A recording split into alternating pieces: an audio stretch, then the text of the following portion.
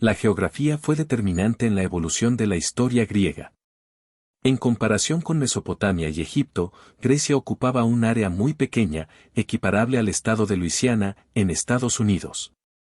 El territorio montañoso influyó en que las diversas comunidades griegas estuvieran incomunicadas entre sí, por lo que acostumbraban seguir sus propios caminos y desarrollar su particular estilo de vida.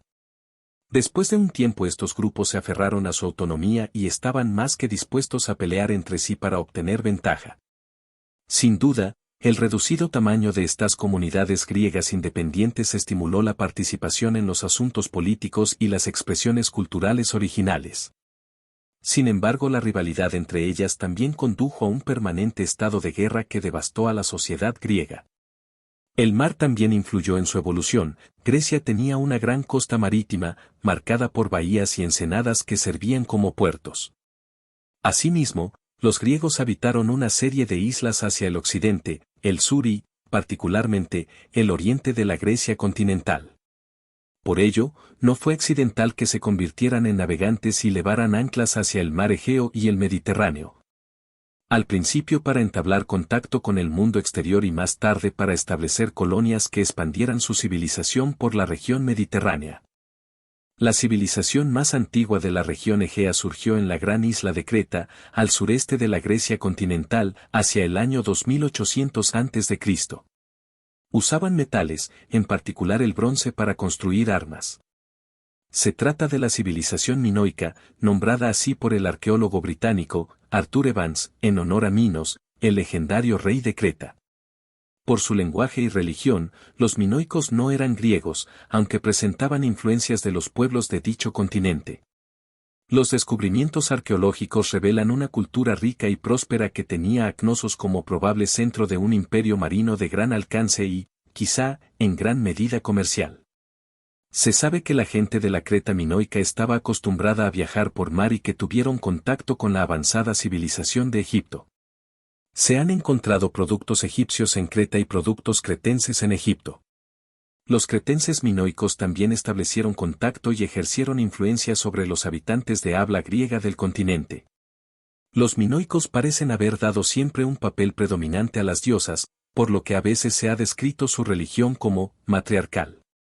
Aunque existen pruebas de la existencia de dioses masculinos, las representaciones de diosas son con mucho las más frecuentes. Mientras se especula que algunas de estas representaciones de mujeres corresponden a fieles y sacerdotisas oficiando ceremonias religiosas, otras veces parece que la imagen representa a la misma deidad en diferentes formas. Como diosa madre de la fertilidad, señora de los animales, protectora de las ciudades, del hogar, de la cosecha, del inframundo, etc. Algunos han afirmado que estos eran aspectos diferentes de una sola gran diosa. Muchos expertos apuntan que estas diosas podrían ser la evolución de las primitivas diosas madres neolíticas e incluso los ancestros de las diosas griegas Deméter y Perséfone. La civilización minoica alcanzó su esplendor entre los años 2000 y 1450 a.C. El palacio de Cnosos y el trono real demuestran la prosperidad y el poder de esta cultura. Fue una sofisticada estructura construida alrededor de un patio central, que incluía numerosas habitaciones privadas para la familia real y talleres para fabricar jarrones decorados, pequeñas esculturas y joyería. Incluso los baños, que contaban con elaborados drenajes, formaban parte del complejo. Los cuartos estaban decorados con frescos en colores brillantes que mostraban eventos deportivos y escenas naturalistas que han llevado a algunos observadores a concluir que los cretenses tenían un gran amor por la naturaleza. Los almacenes del palacio guardaban enormes tarros de aceite, vino y granos, los cuales, probablemente, habían sido pagados como impuestos al rey. Al final, sin embargo, los centros de la civilización minoica en Creta colapsaron. Varios historiadores creen que un tsunami, ocasionado por una poderosa erupción volcánica sobre la isla de Tera, fue responsable de la destrucción de ciudades y barcos en la costa norte de Creta. Aunque los habitantes comenzaron a reconstruirlos, hay evidencia de que los micénicos, un grupo de griegos continentales, invadieron y saquearon varios centros, incluido Cnosos, que fue destruido alrededor del año 1400 a.C. Entre los años 1500 y 1400 a.C., se instauró en el Egeo el florecimiento de la cultura micénica. Se llama así, debido a la preferencia que toma la ciudad de Micenas en cuanto a excavaciones y descubrimientos arqueológicos, pero también debido a las alusiones que se hacen de ella en los poemas épicos de Homero. Se pensaba que Micenas ocupaba una posición de liderazgo, sin embargo, diversos estudios indican que probablemente la civilización se componía de una serie de reinos independientes. Las fortalezas, o ciudades fortaleza, han sido los elementos de estudio más llamativos de esta civilización, pues a través de ellas surgen y se organizan sus sociedades. Se encuentran ubicadas en lugares privilegiados en altura o cercanos a las costas, en ambos casos protegidos por murallas de gigantescos bloques de piedra llamados ciclópeos. Según la leyenda, estas murallas fueron construidas por los míticos cíclopes. Estas murallas, que alcanzaban hasta los 6 metros de grosor, contaban con diversas puertas de acceso situadas en lugares estratégicos para la defensa eficaz del lugar y para poder comunicar de modo eficaz sus vías de acceso. El urbanismo interior estaba estructurado por varias calles principales alrededor de las cuales sus gentes alzaban talleres, almacenes de víveres y viviendas particulares. En la zona más alta del conjunto urbanístico, se situaba el palacio. En muchas ocasiones, estas construcciones mimetizaron los elementos arquitectónicos y decorativos minoicos, como columnas y muros delimitantes o los balcones con columnas, los cuales se han visto como el referente para la estoa griega.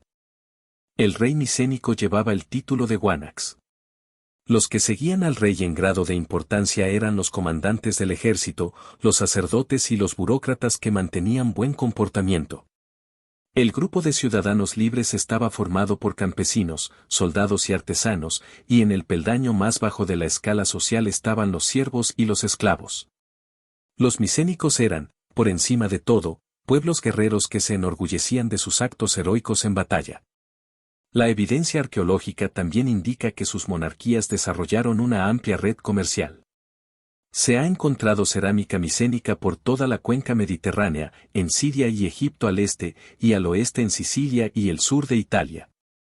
Sin embargo, algunos académicos creen que los micénicos, liderados por el mismo Micenas, también se expandieron militarmente, conquistaron Creta y la hicieron parte del mundo micénico. Algunas de las islas del Egeo también estuvieron sujetas a su dominio. La más famosa de todas las supuestas aventuras militares de los micénicos ha llegado a nosotros en la poesía épica de Homero. ¿Los micénicos, guiados por Agamenón, saquearon la ciudad de Troya? Los especialistas han debatido largo tiempo esta pregunta. Muchos creen que las historias de Homero tienen una base real, aunque hay poca evidencia arqueológica que la sustente. A finales del siglo XIII a.C., la Grecia micénica comenzó a mostrar señales graves de conflicto. Micenas fue incendiada alrededor del año 1190 a.C. y otros centros mostraron patrones similares de destrucción, conforme llegaban desde el norte a Grecia nuevas olas de invasores de habla griega.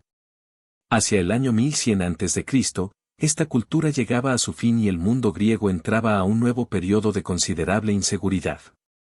Después del colapso de la civilización micénica, Grecia entró en una etapa difícil donde la población disminuyó y decreció la producción de comida.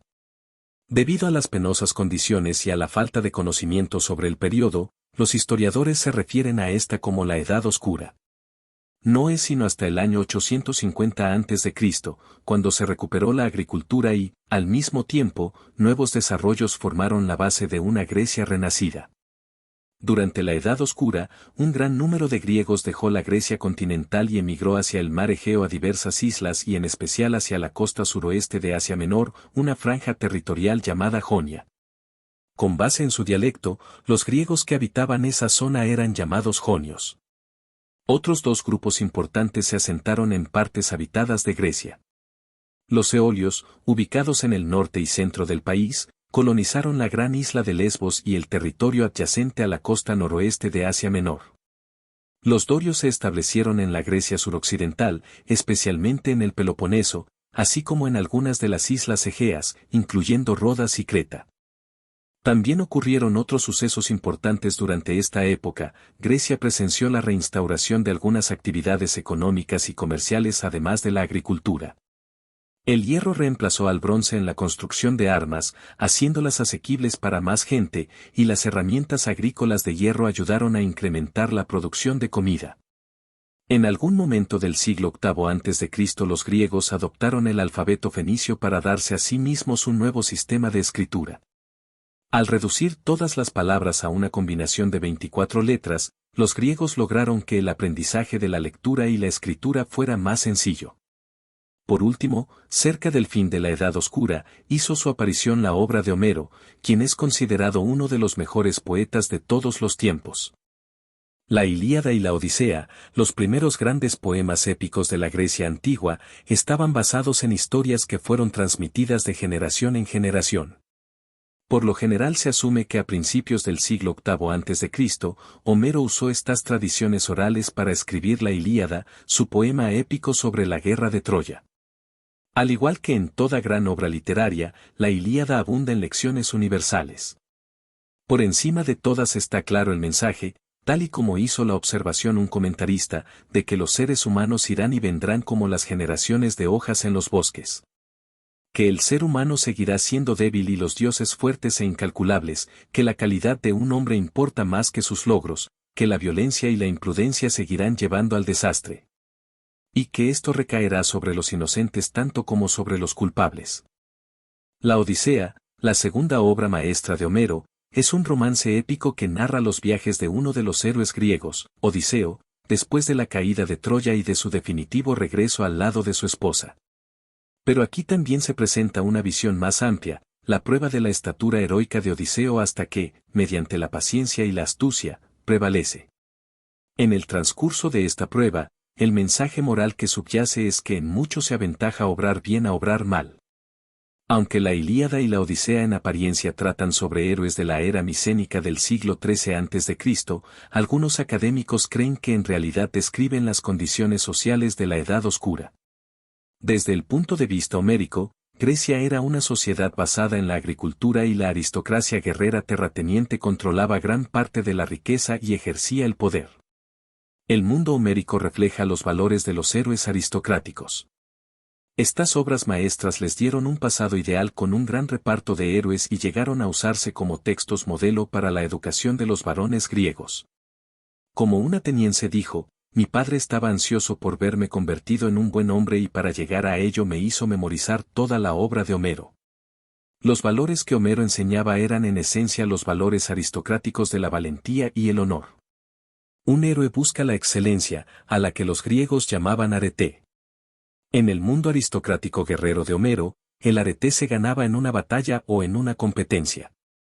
Por medio de su voluntad para pelear, el héroe protegía a su familia y a sus amigos, conservaba su honor y el de su familia y ganaba su reputación. En el mundo homérico también se esperaba que las mujeres aristócratas persiguieran la excelencia. Por ejemplo, Penélope, la esposa de Odiseo, el héroe de la Odisea, le permanece fiel y muestra gran valentía e inteligencia para preservar su hogar durante la larga ausencia de su esposo. A su regreso, Odiseo la elogia por su excelencia, oh, mujer, no hay mortal en la tierra infinita que pueda censurarte. Tu gloria ha llegado hasta el cielo anchuroso cual la fama de un rey intachable que teme a los dioses y rigiendo una gran multitud de esforzados vasallos, la justicia mantiene. Homero brindó a los griegos un modelo de heroísmo, honor y nobleza. Pero con el tiempo, a medida que un nuevo mundo de ciudades-estado surgía en Grecia, diferentes valores de cooperación y comunidad también transformaron aquello que los griegos habían aprendido de Homero. En el siglo VIII a.C., la civilización griega estalló con nuevos bríos, dando inicio a un periodo que los historiadores han llamado la Era Antigua de Grecia. En él sobresalen dos importantes desarrollos, la evolución de la polis, o ciudad-estado, como institución central de la vida griega y la colonización griega del Mediterráneo y del Mar Negro. Materialmente, la polis comprendía un pueblo o ciudad, incluso una aldea, y la zona rural que la rodeaba, cada una tenía un punto central donde los ciudadanos se reunían para realizar actividades políticas, sociales y religiosas. En algunas poleis el lugar central de reunión era una colina, que podía servir de refugio durante un ataque. Aunque más tarde algunos de estos puntos se convirtieron en centros religiosos donde se levantaban los templos y monumentos públicos. Más abajo de la Acrópolis podía haber un ágora, espacio abierto que servía como mercado o bien para que los ciudadanos se reunieran. Las poleis variaban en tamaño, tenían algunos o cientos de kilómetros cuadrados. Las más grandes eran producto de alianzas. El territorio de Ática, por ejemplo, alguna vez tuvo 12 poleis, pero con el tiempo se convirtió en una sola, Atenas, luego de un proceso de amalgamación. Hacia el siglo V a.C., la población de Atenas creció hasta alcanzar los 250.000 habitantes. La mayoría de las ciudades-estado eran mucho más pequeñas y constaban de tan solo algunos miles de habitantes. Aunque nuestra palabra política deriva del griego polis, la polis en sí era mucho más que una institución política. Se trataba, por encima de todo, de una comunidad de ciudadanos donde se realizaban todas las actividades políticas, económicas, sociales, culturales y religiosas. Como comunidad, la polis estaba formada por ciudadanos con derechos políticos, hombres adultos, ciudadanos sin derechos políticos, mujeres y niños, y por los no ciudadanos, esclavos y residentes extranjeros. El filósofo griego Aristóteles argumentaba que la ciudadanía no solo pertenecía a uno mismo, debemos considerar a cada ciudadano como parte del Estado.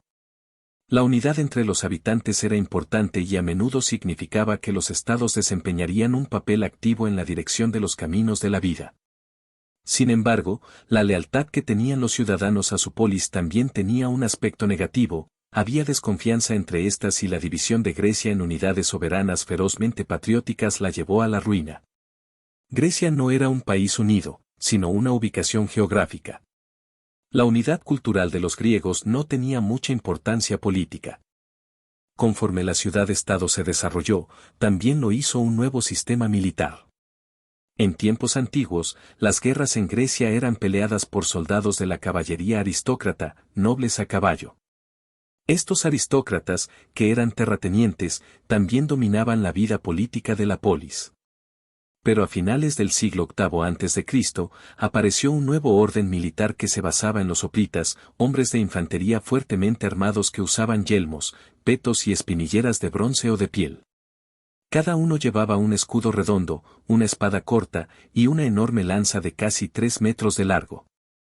Los hoplitas avanzaban hacia la batalla como unidad, hombro con hombro, formando una falange, en perfecto orden y con hombres de 8 rangos distintos.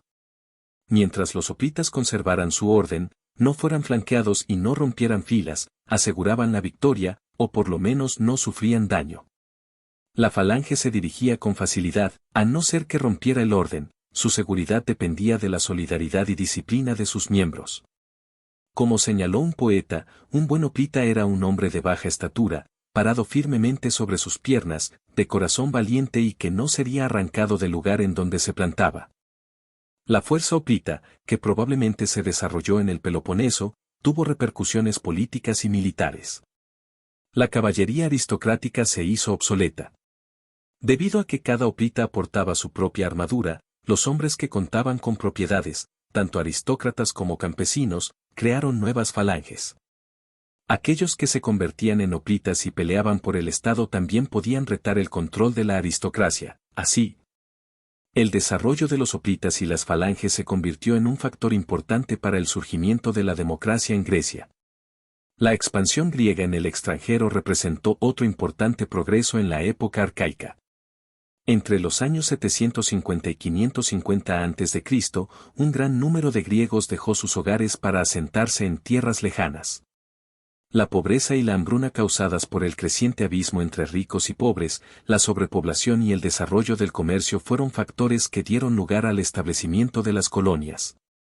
Algunas significaban simplemente puntos de comercio o centros para el traslado de productos hacia Grecia, sin embargo, la mayoría eran grandes asentamientos que tenían tierra fértil para el cultivo, la cual fue arrebatada a las poblaciones nativas de esas áreas. Cada colonia se fundaba como una polis y era independiente de la madre polis, la metrópolis, que la había establecido.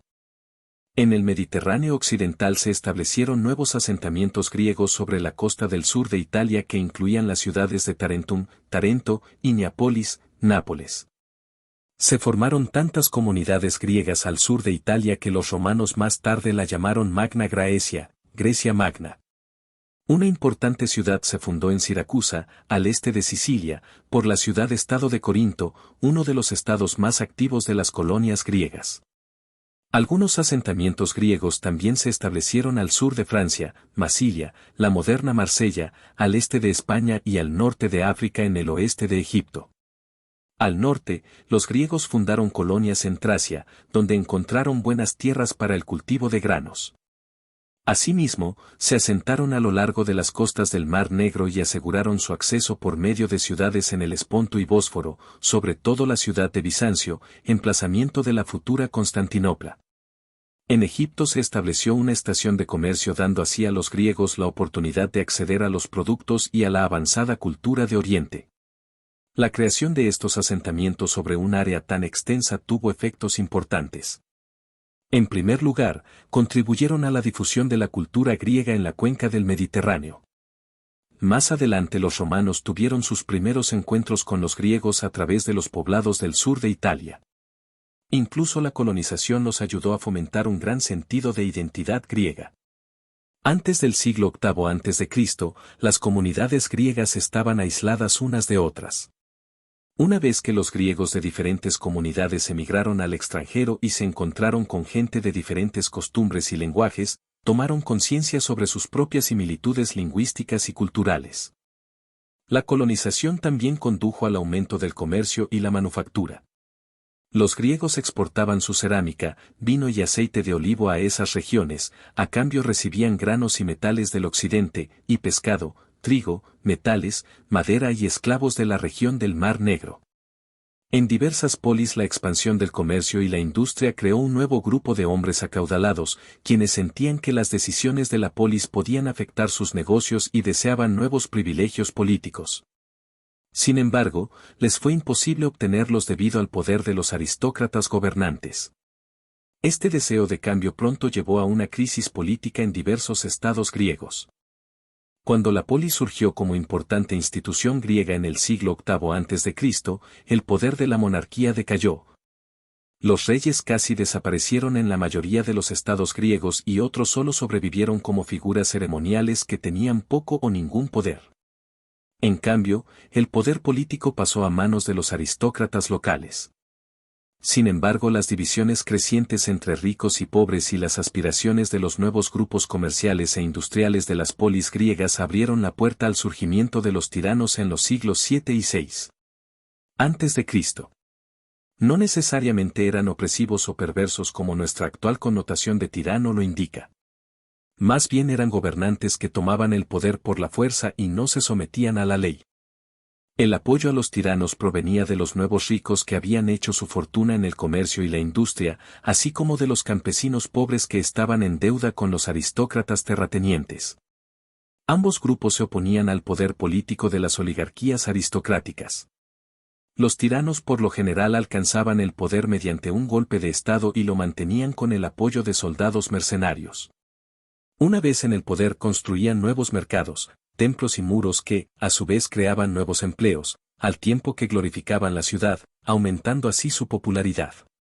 Los tiranos también favorecían los intereses de mercaderes y comerciantes al promover la fundación de nuevas colonias, crear nuevos sistemas monetarios y establecer nuevos sistemas de pesos y medidas. En muchos casos aumentaban la prosperidad de sus ciudades y, con su patrocinio de las artes, fomentaban el desarrollo cultural. Hacia finales del siglo VI a.C., la tiranía en Grecia se extinguió. Los hijos y nietos de los tiranos, que tendían a ser corruptos por su herencia de poder y riqueza, a menudo eran gobernantes crueles e injustos, lo cual causaba que la tiranía no fuese una institución deseada. Su mismo sistema, que estaba fuera de la ley, parecía contradictorio al ideal de la comunidad griega. Pero aunque la tiranía no duró, desempeñó un papel importante en la evolución de la historia griega. El gobierno de las escasas oligarquías aristocráticas fue destruido. Una vez que los tiranos fueron derrocados, se abrió la puerta a la participación de más gente en los asuntos de la comunidad. A pesar de que esta tendencia culminó en el desarrollo de la democracia en algunas comunidades, en otros estados las oligarquías expandidas de uno u otro tipo lograron mantener el poder. Los estados griegos mostraron una variedad considerable en sus estructuras gubernamentales, Esto se puede apreciar al examinar las dos ciudades-estado griegas más famosas y poderosas, Esparta y Atenas. Lo cual estudiaremos en futuros videos. Si te gustó este video, por favor regálame un like y suscríbete. También te invito a ver mis demás videos de historia. Muchas gracias.